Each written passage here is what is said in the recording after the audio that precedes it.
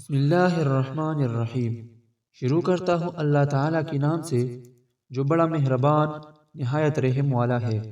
حضرت عبداللہ بن عمر رضی اللہ تعالیٰ عنہ سے روایت ہے کہ رسول اللہ صلی اللہ علیہ وآلہ وسلم نے فرمایا، روزہ اور قرآن دونوں بندوں کی سفارش کرے گی، یعنی اس بندوں کی جو دن میں روزہ رکھے گا اور رات میں اللہ تعالیٰ کے حضور میں کھڑے ہو کر اس کا پاک کلام قرآن مجید پڑھے گا یا سنے گا۔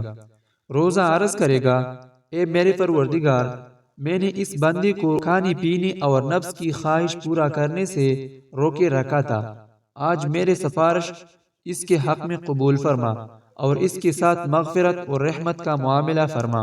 اور قرآن کہے گا کہ میں نے اس کو رات کو سونے اور آرام کرنے سے روکے رکھا تھا، اے میرے پروردگار، آج اس کے حق میں میرے سفارش قبول فرما اور اس کے ساتھ بخشش اور عنایت کا معاملہ فرما۔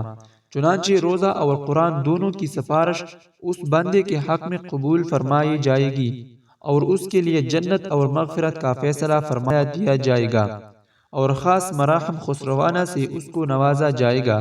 کیسے خوش نصیب ہے وہ بندے جن کے حق میں ان کے روزوں کی اور نوافل میں ان کی پڑھی ہوئی یا سنی ہوئی قرآن پاک کی سفارش قبول ہوگی۔ یہ ان کے لیے کیسے مسرت اور فرحت کا وقت ہوگا۔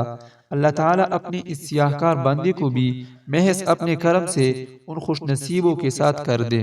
حضرت ابو ہریرہ رضی اللہ تعالیٰ عنہ نے فرمایا کہ رسول اللہ صلی اللہ علیہ وآلہ وسلم فرماتا ہے کہ جو آدمی روزہ رکھتے ہوئی باطل کلام اور باطل کام نہ چھوڑے تو اللہ کو اس کی بھوکی پیاسے رہنے کی کوئی ضرورت نہیں۔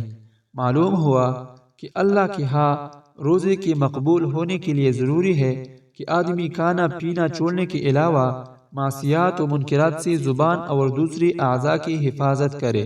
اگر کوئی شخص روزہ رکھے اور گناہ والے اعمال کرتا رہے تو اللہ تعالیٰ کو اس کے روزے کی کوئی پرواہ نہیں۔